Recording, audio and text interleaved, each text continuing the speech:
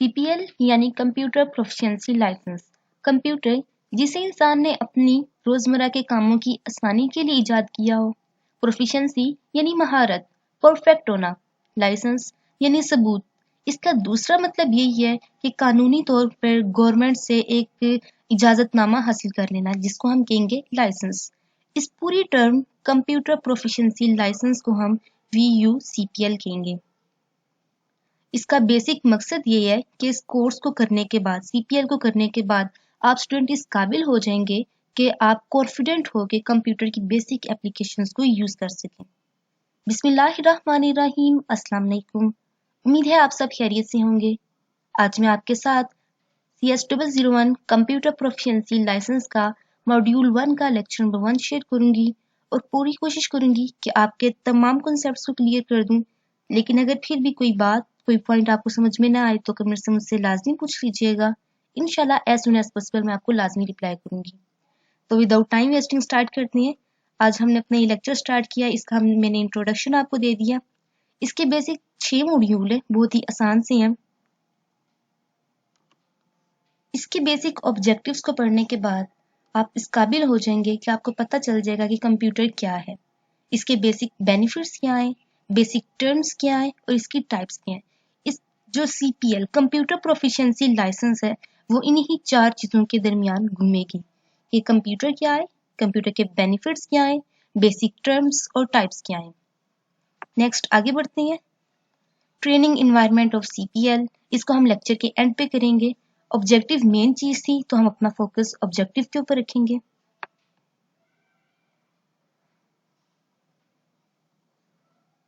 What is computer? Computer क्या है? Computer means के जो हमारा घंटों का काम होता है उसे मिनटों में कर देना। इस काम को जो चीज करती है उसको हम एक मशीन कहते हैं और इस मशीन का नाम कंप्यूटर है। कंप्यूटर एक इलेक्ट्रॉनिक डिवाइस है जो कि इनपुट की फॉर्म में हम उसको डेटा और इंस्ट्रक्शंस देते हैं और उसे वो प्रोसेस करता है। प्रोसेस करने के बाद उसकी हमें आउटपुट दे देता है इंफॉर्मेशन की फॉर्म में। अगर हम डेली लाइफ की फॉर्म देखें कि कंप्यूटर क्या चीज है तो इसकी डेफिनेशन वो है कि खत्म होती नहीं है। जैसे कि दुनिया में बेशुमार मुल्क हैं, कंट्रीज बेशुमार हैं, उसमें CM, PM, MNA, MPA वगैरह मीन्स ये सारे हैं। तो इन सब के नाम हम अपने जहन में नहीं रख सकते, मीन्स के हम मुश्किल से अपनी कंट्री के MNA, PMA इन सब के नाम अपने जहन में रख सकते हैं। लेकिन कंप्यूटर ने इन सब का पूरी दुनिया में जितने भी जो भी ओहदेदारान है सबके नाम अपने जहन में रखे हुए हैं, अपनी मेमोरी के बीच में स्टोर करके रखे हुए हैं। अब अपना गूगल ब्राउजर खोलें, वहां पर देखें जिसका भी आप नाम लिखेंगे उसकी सारी हिस्ट्री, उसने क्या पढ़ा, क्या किया, कब सियासत में आया, क्या किया, वो सारी इंफॉर्मेशन आपको दे देगा। सेकंड अगर इसकी एग्जांपल हम देखें तो देखें दुनिया में बेशुमार लाइब्रेरीज हैं। उन लाइब्रेरीज में बेशुमार किताबें हैं। उन किताबों में उन सब का जो डेटा है, उनका नाम है, सब कंप्यूटर में सेव है। मीन्स कि आप किसी भी किताब का नाम जस्ट लिखेंगे तो कंप्लीट नीचे से बुक दे देंगे कि आप इसे ऑनलाइन पढ़ लें या इसे आप डाउनलोड कर लें। कंप्यूटर की बेशुमार एग्जांपल्स हैं हमारी डेली लाइफ में। अब मैं आपको यहाँ पे एक इनकी टर्म्स, जो बेसिक टर्म्स यहाँ पे यूज हो रही हैं उनको भी क्लियर कर दूं कि इनपुट क्या चीज है। देखें, जिसका 2+3 ये मेरी इनपुट है, ये मैंने दी कंप्यूटर को इंस्ट्रक्शन के तौर पे। कंप्यूटर ने इसको प्रोसेस करना है, प्रोसेस के बाद जो मुझे आंसर देगा उसको मैं कहूंगी आउटपुट, और वो आंसर अपना इंस्ट्रक्शन यानी इंफॉर्मेशन की फॉर्म में ही देगा। इसकी एक और एग्जांपल आप ले लें कि जिस तरह जूसर मेरा कंप्यूटर है, उसके बीच में मैं इनपुट के तौर पे एक माल्टा यानी ऑरेंज डालूंगी, वो इसको प्रोसेस करेगा और मुझे बाद में दे देगा आउटपुट के तौर पे जूस। आगे बढ़ते हैं, इसके एडवांटेजेस को देख लेते हैं। एफिशिएंसी, मशीन्स यानी कंप्यूटर इंसानों से ज़्यादा एफिशिएंट होती हैं, यानी कि मिलियंस ऑफ कैलकुलेशन को विद इन नैनो सेकेंड्स ये कैलकुलेट करके हमें आंसर दे देती हैं। रिलायबिलिटी, वाकई में कंप्यूटर्स इंसानों से ज़्यादा रिलायबल होती हैं, लेकिन इस चीज़ तक मशीन नहीं पहुंच सकती कि जो इंसान का माइंड है वो नैनो सेकेंड्स में फैसला करता है। मीन्स कि अगर आप किसी गर्म चीज़ को उबलते हुए पानी के ज़रा सा टच भी करेंगे ना तो नैनो सेकंड्स के बीच में आपका माइंड ये फैसला करेगा कि मैंने अपना हाथ पीछे करना है, जबकि कंप्यूटर के पास ये एबिलिटी है ही नहीं कि वो खुद से फैसला कर सके। स्टोरेज, कंप्यूटर के बीच में काफ़ी ज़्यादा डेटा स्टोर होता है। मीन्स कि एक नॉर्मल इंसान उतना डेटा अपने माइंड में स्टोर नहीं कर सकता। जैसे कि मैंने आपको MPA, CM का नाम, PM के नाम, सारी मतलब जितनी भी वर्ल्ड में कंट्रीज हैं उन सब के मैंने कहा कि ये नाम एक नॉर्मल इंसान नहीं याद रख सकता, लेकिन कंप्यूटर के पास इसका सारा डेटा होता है। उसके अलावा मैंने लाइब्रेरी की बुक्स की एग्जांपल दी कि कंप्यूटर की स्टोरेज बहुत ज़्यादा है, एक आम इंसान से बहुत ही ज़्यादा है। फास्ट रिजल्ट के बारे में देखें तो इसकी एग्जांपल आप एक कैलकुलेटर की ले सकते हैं कि मीन्स अब हम इतनी शॉर्ट टाइम में इतनी बड़ी कैलकुलेशन नहीं कर सकते, लेकिन लेस देन 1 मिनट कैलकुलेटर वो कैलकुलेशन करके हमें दे देता है। आगे बढ़ते हैं, बेसिक टर्म्स के बारे में पढ़ते हैं। पहली टर्म हमारे पास आ जाएगी इनपुट। इनपुट मैंने आपको माल्टे की दी थी कि माल्टा मेरा इनपुट होगा, मैं उसे इनपुट के तौर पे डालूंगी बीच में, ग्राइंडर के बीच में, जूसर के बीच में, और वो फिर आगे से अपनी आउटपुट देगा जूस के तौर पे। यहाँ पे इन्होंने एग्जांपल दी है कि बैलेट बॉक्स के बीच में अगर मैं वोटिंग स्लिप डालूंगी तो वोटिंग स्लिप मेरी इनपुट है। इनपुट डिवाइसेस को देखें तो अब जिस तरह जूसर की मैंने आपको दी थी एग्जांपल, तो यहाँ पे आ जाएगा जिससे अगर मैं हाथ से माल्टे को जूसर मशीन के अंदर डाल रही हूँ, प्रेस कर रही हूँ, तो मेरा हाथ इनपुट डिवाइस है। अगर तो मैं प्रेसर के थ्रू माल्टे को प्रेस कर रही हूँ तो प्रेसर मेरी इनपुट डिवाइस है। आपको याद होगा मैंने एक और एग्जांपल दी थी 2+3 वाली। अगर 2+3 मैं किसके थ्रू इस डेटा को, इस इंस्ट्रक्शन को अंदर कंप्यूटर को दे रही हूँ, तो कीबोर्ड के थ्रू। कीबोर्ड क्या होगा? मेरी इनपुट डिवाइस। मीन्स जिसके थ्रू मैं काम कर रही हूँ वो मेरी क्या होगी? Input device. नेक्स्ट आगे बढ़ते हैं, आउटपुट। अब जिस तरह मैंने जूसर की एग्जांपल ली थी, जो उसके बीच में प्रोसेस होने के बाद मुझे ग्लास में मिलेगा वो मेरा क्या होगा? जूस, यानी आउटपुट। फिर है आउटपुट डिवाइसेस। तो जिस तरह इन्होंने यहाँ पर दिया है कि हेडफोन्स आउटपुट डिवाइसेस हैं, इसके बीच में से निकलने वाला साउंड कंप्यूटर के अंदर से निकल रहा है। प्रोसेसिंग, प्रोसेसिंग इसमें आपको मैंने दी थी 2+3 की एग्जांपल। अब 2+3 कंप्यूटर इसको प्रोसेस करेगा, जो वो प्रोसेस करेगा उसको हम कहेंगे प्रोसेसिंग। इसके बीच में दो टर्म्स हमारे पास यूज हो रही हैं, ये मैट्रिक में भी हम पढ़ चुके हैं, बहुत इंपॉर्टेंट है, डेटा और इंफॉर्मेशन की, और इंटर में भी ये टर्म्स हम पढ़ चुके हैं। डेटा क्या है? एक रॉ फॉर्म है इंस्ट्रक्शन की, नंबर की। जैसा 2+3 एक ये रॉ फॉर्म है, मुझे नहीं पता कि 2 का और 3 का क्या काम है। जबकि यहाँ पे मैं आपको एग्जांपल दूंगी, अब मैं हम ऊपर भी पढ़ चुके हैं CM PM की, कि मैं सबके नाम मिक्स करके दे देती हूँ। अब मेरे पास ये रॉ डेटा है, इसका मैं कुछ कर नहीं सकती। अगर मैं इसके कंप्यूटर को दूं, कंप्यूटर इसको प्रोसेस करे और एक रिपोर्ट क्रिएट करके मुझे बता दे कि ये CM है, ये PM है, और बाकी नीचे MPA है और सारे MNA है, तो ये मेरे पास इंफॉर्मेशन होगी, एक ऑर्गेनाइज्ड फॉर्म में यूजफुल इंफॉर्मेशन होगी। यहाँ पर जो उन्होंने एग्जांपल दी है कि क्लास के कुछ स्टूडेंट्स हैं, उनका डेटा अगर हमने मुरतब करना है, मीन्स उसका रोल नंबर दे दिया है, नेम दे दिया है, टोटल मार्क्स दे दिए हैं, ऑब्टेन मार्क्स दे दिए, ये मिड टर्म का उनका रिजल्ट है, ये रॉ डेटा है। इसका मतलब रॉ फॉर्म में इन्होंने डेटा दे दिया। अब कंप्यूटर इसको प्रोसेस करेगा, एक रिपोर्ट क्रिएट करेगा और पास और फेल स्टूडेंट्स को अलग कर देगा, तो ये क्या होगा? ऑर्गेनाइज फॉर्म में डेटा, मतलब इंफॉर्मेशन आ जाएगी। नेक्स्ट है हमारे पास स्टोरेज। तो स्टोरेज की भी मैंने आपको दो एग्जांपल्स दी थी, एक MNA वाली और दूसरी मैंने दी थी लाइब्रेरीज वाली। तो स्टोरेज क्या चीज़ है कि कंप्यूटर के पास कितनी एबिलिटी है डेटा को, इंफॉर्मेशन को स्टोर करने की। स्टोरेज डिवाइसेस देख लेते हैं कि किन डिवाइसेस के बीच में हम अपने डेटा को स्टोर कर सकते हैं।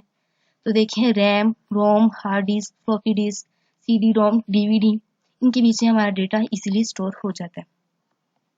नेक्स्ट बहुत इंपॉर्टेंट टर्म है हार्डवेयर। देखिए, हार्डवेयर के लिए मैं आपको एक एग्जांपल दूंगी टीस्पून की। हाँ जी, टीस्पून भी हमारे एक हार्डवेयर है। अगर मैं टीस्पून को यूज करूंगी चाय में चीनी मिक्स करने के लिए, तो टीस्पून भी चाय के लिए हार्डवेयर होगा। मीन्स के कंप्यूटर की इनपुट डिवाइसेस, आउटपुट और स्टोरेज डिवाइसेस भी कंप्यूटर का हार्डवेयर ही होती हैं। इनको अब कैसे यूज करना है, इसके लिए एक टर्म हमारे पास आती है जिसको हम कहेंगे सॉफ्टवेयर।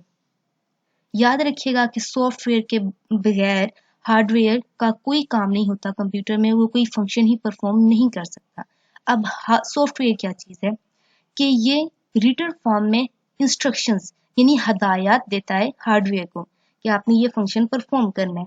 अब देखें जैसे हम हदायत को, इंस्ट्रक्शंस को लिख सकते हैं, उनको सोच सकते हैं, लेकिन हम उसको टच नहीं कर सकते, ना ही उन इंस्ट्रक्शंस का कोई वेट होता है। इसी तरह जस्ट हम सॉफ्टवेयर के बारे में भी यही सोच सकते हैं कि टचेबल नहीं होती, इनका कोई वेट नहीं होता, इंटेंजिबल होती है। अगर हम सॉफ्टवेयर के कैरेक्टरिस्टिक्स में आए तो यहाँ पे भी यही बात की जाएगी कि इंटेंजिबल होती हैं, हम इसे फिजिकली टच नहीं कर सकते, वेटलेस होते हैं और हार्डवेयर की तरह भी ये एक्सेप्ट नहीं करते, इनका कोई वजूद नहीं होता। सॉफ्टवेयर की बेस्ट एग्जांपल मैं आपको दूंगी कि अगर आप चले जाएं उधर नादरा ऑफिस में, वहाँ पे आईडी कार्ड बनाने के लिए आप पहले अपना नाम देती हैं, फादर नेम देती हैं, डेट ऑफ बर्थ देती हैं, रिहाइश देती हैं, ऐसे डिफरेंट अपनी एंटिटीज उनकी फिल करती हैं। ये एक रॉ डेटा है। अब एक सॉफ्टवेयर ही है जो कि इसको एक ऑर्गेनाइज फॉर्म में पहले आपका नाम, साइड पे पिक्चर और नीचे father name, date of birth, शनाख्ती अलामत, ये सब कुछ सब ऑर्गेनाइज फॉर्म में देगा। तो ये कौन करेगा? एक सॉफ्टवेयर ही। हाँ जी जनाब, तो लास्ट में हमारा टॉपिक आ जाएगा टाइप्स ऑफ कंप्यूटर। कंप्यूटर की टोटल 5 बेसिक टाइप्स हैं, जिसमें पहली हमारे पास आती है सुपर कंप्यूटर। सुपर कंप्यूटर का थोड़ा सा मैं अगर आपको तारुफ बता दूं तो ये सबसे तेज रफ्तार में काम करता है। मींस इसकी एक इम्पोर्टेंट बात ये है कि ये एक वक्त में एक ही फंक्शन को परफॉर्म करता है, लेकिन इंतहाई एक्यूरेसी के साथ। इसका बस यही काम है कि एक वक्त में एक ही फंक्शन को परफॉर्म करता है, लेकिन इसकी एक्यूरेसी इंतहाई तेज होती है। इसकी इसी एबिलिटी की वजह से ये इसकी कीमत मार्केट में सबसे ज्यादा है और इसको हम कहते हैं सुपर कंप्यूटर। इनके एडवांटेजेस लाजमी कीजिएगा, ये 3 बुलेट पॉइंट्स हैं। High speed, most accurate, most expensive, बहुत महंगे होती हैं। इसके नीचे कुछ एग्जांपल्स भी दी हैं। नेक्स्ट है हमारे पास सुपर कंप्यूटर से जरा से छोटे और थोड़ी सी कम रफ्तार रखने वाले कंप्यूटर यानी मेन फ्रेम कंप्यूटर। इनमें इनका साइज सुपर कंप्यूटर से बड़ा होता है, इसलिए इसमें ज़्यादा डेटा स्टोर हो सकता है। पाकिस्तान में ये PIA और बैंक्स वगैरह में यूज़ होता है और डिफरेंट ऑर्गेनाइजेशंस में, इस वजह से इसको हम मेन फ्रेम कंप्यूटर भी कहते हैं। ये भी ज़्यादा एक्सपेंसिव है, मीन्स पहले सुपर कंप्यूटर है, बाद में मेन फ्रेम कंप्यूटर है। आप ये देख सकते हैं, ऐसी एग्जाम्पल, ऐसी चीज़ें इंपॉर्टेंट होती हैं। नेक्स्ट है मिनी कंप्यूटर्स। मिनी कंप्यूटर्स ये पावरफुल और एक्सपेंसिव कम होते हैं मेन फ्रेम कंप्यूटर्स से, क्योंकि इनका साइज भी बड़ा होता है और ये एक टाइम पे एक ही काम कर सकते हैं। इस वजह से इसको हमने थर्ड नंबर पे रखा है। इसको हम सर्वर कंप्यूटर भी कहते हैं और मिनी कंप्यूटर भी कहते हैं। ये हार्डवेयर, सॉफ्टवेयर और इनपुट आउटपुट डिवाइसेस मीन्स के कंप्यूटर के डिफरेंट हिस्सों को आपस में कनेक्ट करता है और इनकी इंफॉर्मेशन को एक से दूसरे हिस्से में शेयर करता है। नेक्स्ट हमारे पास आ जाएंगे पर्सनल कंप्यूटर्स। पर्सनल कंप्यूटर्स को हम माइक्रो कंप्यूटर्स भी कहते हैं और इसको हम PC भी कहते हैं। ये घरों में, ऑफिस में, स्मॉल बिजनेसेस में यूज किए जाते हैं। इनकी स्पीड मिनी कंप्यूटर और सर्वर कंप्यूटर्स के मुकाबले में काफी कम होती है, इस वजह से ज्यादा एक्सपेंसिव भी नहीं होते, आसानी से मार्केट में अवेलेबल होते हैं। लास्ट और फिफ्थ कंप्यूटर है हमारे पास पोर्टेबल कंप्यूटर। जैसा कि इसके नाम से ही पता चल रहा है कि स्मॉल पर्सनल कंप्यूटर है, आसानी से आप इसको यूज कर सकती हैं। इन कंप्यूटर्स को, पोर्टेबल कंप्यूटर्स को आप आसानी से एक जगह से दूसरी जगह लेके जा सकते हैं।